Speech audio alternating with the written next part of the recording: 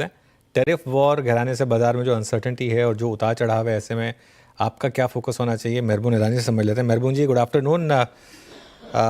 बताइए क्या करें इस मार्केट में? क्या अब मार्केट उन लेवल्स पर आ गया है जहां पे भले जो भी नेगेटिव न्यूज़ फ्लो हो, अगर बाय करेंगे तो रिस्क रिवॉर्ड फेवर में है, या फिर अभी थोड़ा सा और रुकने की ज़रूरत है? अनुज जी, देखिए, अगर हिस्ट्री हमको कुछ चीज़ सिखाता तो ये है कि it is the tough times बहुत लंबी तक चलता नहीं है, और जब भी चलता है उसके बाद फिर से आपको सूरज दिखता है, नो डाउट अबाउट इट। मैंने भी देखा है, आपने भी देखा है कि कोविड-19 के बाद एक पेंडेमिक था जहाँ पे सारे ग्लोबल लॉकडाउन था, world came to a halt, सब लोग कह रहे थे पता नहीं क्या होगा, and we came out of it. Recently I think Russia Ukraine के बाद people fell the same thing कि इट विल स्प्रेड, ये होगा वो होगा वो होगा, we came out of it. और 2008 का देखिए फाइनेंशियल क्राइसिस जो मैंने देखा है, आपने भी देखा है कि आई थिंक उसके बाद भी the mighty economy of US was on its knees, और कह रहे थे कि कम से कम 10-15 साल लगेगा रिकवरी का, लेकिन रिकवर हुआ।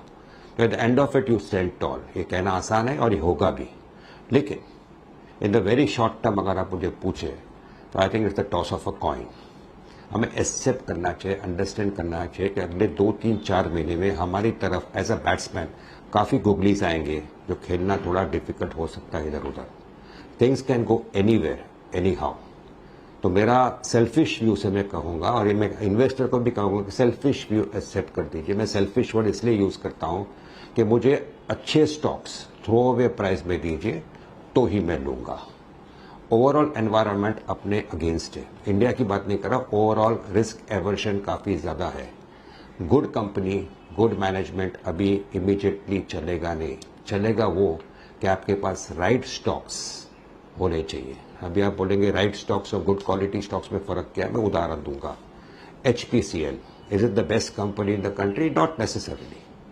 We all know it's a decent public sector company, but अगर वो आपके स्टॉक में है, you will perform.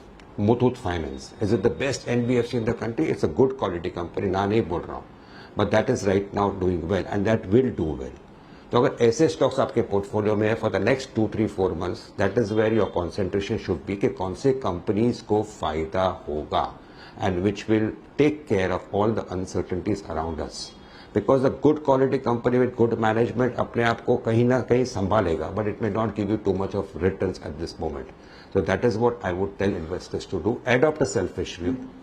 Buy good companies, good businesses which will come out of this well in the next few months. And that is where, according to me, relatively ज़्यादा पैसा है। On the whole, अगर आप मुझे पूछे तो there are lot of positives staring at India. कहना ठीक है कि ट्रंप ने जो किया, नेगोशिएटिंग टैक्टिक्स से, बार्गेनिंग टैक्टिक्स से, ब्लैकमेलिंग, ये वो सारे कंट्रीज को घुटन पे अपने चल के लेके आ रहा है, बोलता है चलो करना है बिजनेस, टैरिफ का ये है वो है, सब ठीक है। He is doing it with the purpose of repairing the balance sheet of the United states of America.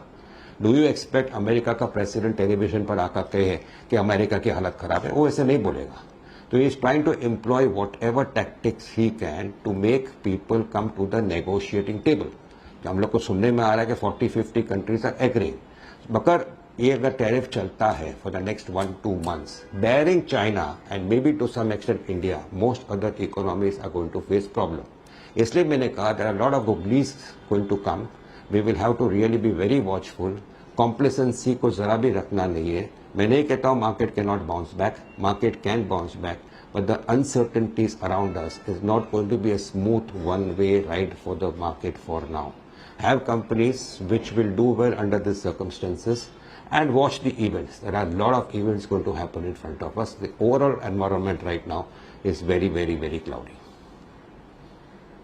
Okay, मेहरबान जी नमस्कार, वीरेंद्र बोल रहा हूँ। बिल्कुल सही कहा आपने, अनिश्चितता हमें अभी कुछ महीनों तक अपने साथ रखेगी, वो इम्पैक्ट डालेगी, लेकिन जो इवेंट्स हमारे सामने लाइंड अप है, लाइक पॉलिसी, जहाँ पे यील्ड्स तो एटलीस्ट ये शो कर रही हैं कि रेट कट की पॉसिबिलिटी है, बड़ी पॉसिबिलिटी है, then your entire earning season, इसमें आप बैंक्स को, इसमें आप NBFCs को कहाँ कंसिडर करेंगे?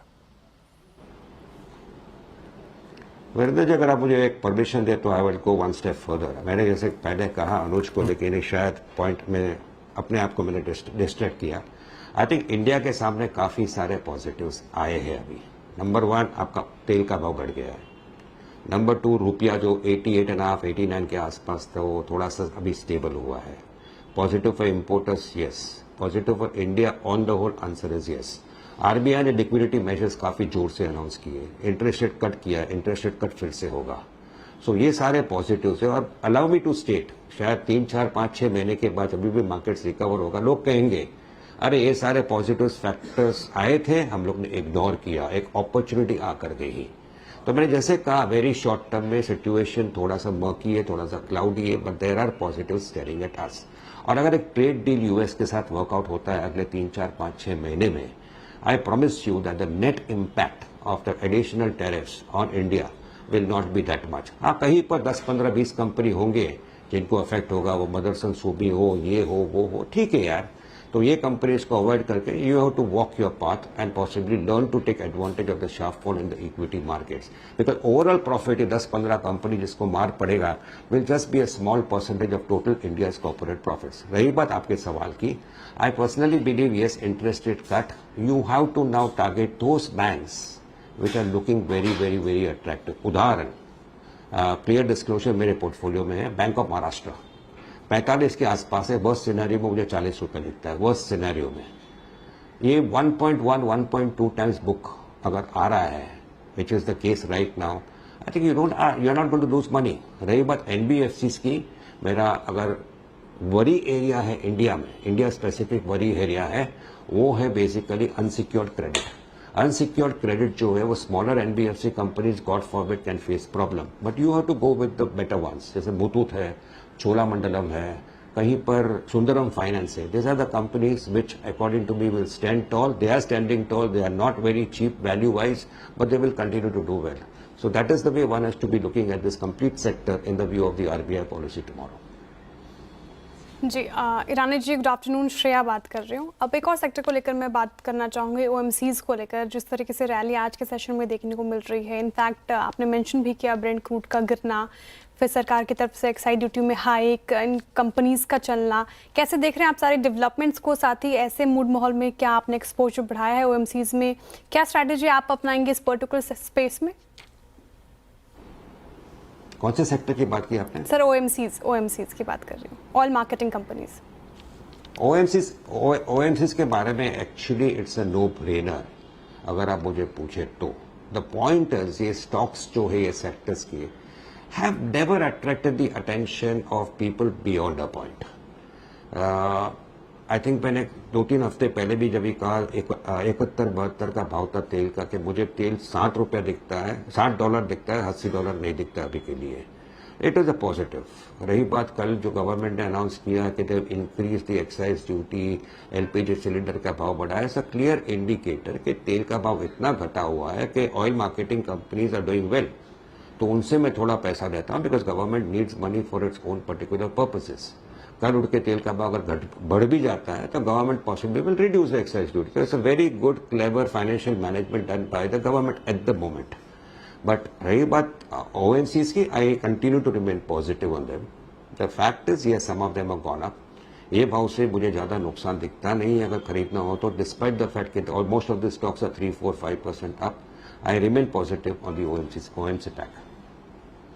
ओके, हम इस पे पॉजिटिव रहेंगे. मीनवाइल सेंसेक्स बिल्कुल फ्लैट, 3 PM में कोई मूव नहीं मतलब, और बाकी मार्केट भी मोर और लेस ठीक ठाक गेंस के साथ घर जा रहे हैं. जब कुछ देर में क्लोजिंग की स्ट्रैटेजी पे बात करेंगे, लेकिन यहाँ पर मूव्स अच्छे हैं. ऑयल मार्केटिंग कंपनीज पर अभी श्रेया ने बात की, यहाँ पर भी मूव्स आज पूरे दिन में काफ़ी शानदार रहे. महबून जी, एक सेक्टर जहाँ पर अब थोड़ा सा असमंजस बना हुआ है वो है फार्मा. अब देखिए, क्लियरली फार्मा में पहले टैरिफ लगा नहीं, हमने बड़ी रैली देखी, उसके बाद अगले दिन न्यूज़ आई कि नहीं फार्मा पे भी लगाएंगे, वो गिरा इंडेक्स. लेकिन अब शानदार रिकवरी. इनफैक्ट सिप्ला का चार्ट देखिए एक बार जरा आप, सिप्ला अब डे हाई पर है.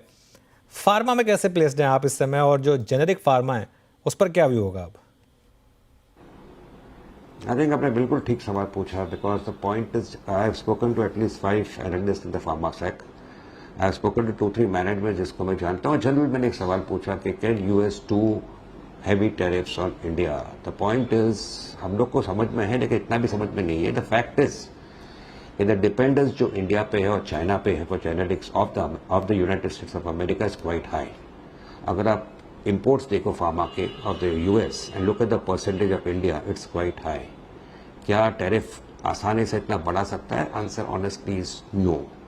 Will Lupin and Cipla, besides what they are doing in US, are they going to set up new plants and new manufacturing which Mr. Donald Trump wants? Answer is going to be no. तो मुझे नहीं लगता कि इतना धक्का negative पड़ेगा pharma pack पर. रही बात should I go and buy into pharma, I think go and do it selectively. क्योंकि अगर आप मुझे जनरल सवाल पूछते तो मैं इतना जवाब आपको दे देता कि on the whole stay away from exporters, stay away from sectors like auto, go in for more of domestic stories right now.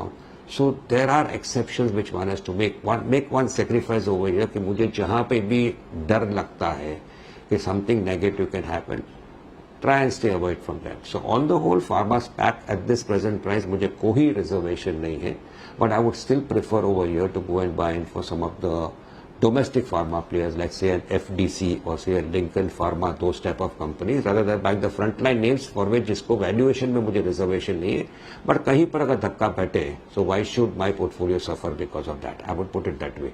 Otherwise, absolutely no reservation. मुझे grave doubts है कि any major tariffs are going to come as far as pharma goes, because the dependency जो America के है on India as far as pharma goes is relatively quite high. तो selective approach रखेंगे आप pharma sector पर. लेकिन sir एक सवाल एफएमसीजी सेक्टर को लेकर भी है मेरे जहन में. कल भारी बिक वाली थी मार्केट में, सबसे कम डेंट एफएमसीजी सेक्टर पे ही पड़ा है. इनफैक्ट कुछ स्टॉक्स थे एफएमसीजी बास्केट से जो इन ग्रीन क्लोज होने में कल के सेशन में कामयाब हुए थे. आज भी देखिए एफएमसीजी में शानदार तेजी और इनफैक्ट मैक्सिमम स्टॉक्स इस पर्टिकुलर स्पेस के डे हाई पर कारोबार कर रहे. Tata consumer, Nestle India, Britannia. FMCG का दिन आ गया है क्या अब इस फाइनेंशियल ईयर में? कैसे देख रहे हैं आप इस स्पेस को? मैं कहूँगा कि मैं अकेला नहीं हूँ ये सोच रहा हूँ, आप अकेले नहीं हो ये सोच रहे, but most people, most players in the market are staying away from exporters, staying away from maybe sectors like auto. तो the money is going and hiding itself in sector like consumption खाली FMCG नहीं है, all consumption, all domestic businesses, even a capital goods, से pipe manufacturing company, उसका क्या dependence है? शायद PVC पे. पीवीसी खाली यूएस से नहीं आने वाला है, PVC will come from anywhere. So there are those domestic businesses including FMCG जहां पे एट द मोमेंट ध्यान देना चाहिए. जैसा मैंने अनुज जी को पहले भी कहा कि good company, good management eight the moment is not important. आपका पैसा पी रेटिंग या री रेटिंग पे बनने वाला नहीं है. It is just that you should have the right stocks in your portfolio to weather the present crisis. जो अभी क्राइसिस चल रहा है अगले 1-2-3 महीने के लिए, उसको अपने आप को संभाल के चलने के लिए जो स्टॉक्स होंगे वो आपके पोर्टफोलियो में होना चाहिए. इसलिए डोमेस्टिक बिजनेसेस पर कॉन्सेंट्रेट करना ठीक है, और उसमें FMCG definitely stands out. Capital goods में भी there are names which depend on exports, there are names जिसके प्लांट्स अब्रॉड है. Stay away from that. Look at names like KSP for example. KSP का पूरा बिजनेस इंडिया में, there is not an issue at all, and even the FMCGs for the same matter. That is why the money is getting possibly parked over there, and that is why you are seeing the stocks doing relatively better as compared to the market. चलिए मेहरबान जी, बहुत बहुत शुक्रिया, आप इस कार्यक्रम में शामिल हुए. मौजूदा स्थिति पर और कुछ स्टॉक सिलेक्शन पर आपकी क्राइटेरिया क्या है, सब पे बातचीत की आपने. बहुत बहुत शुक्रिया.